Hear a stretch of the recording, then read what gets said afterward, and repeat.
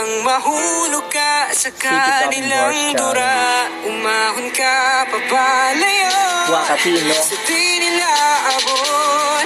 Hayaan mo sila bang nakatingala sa'yo.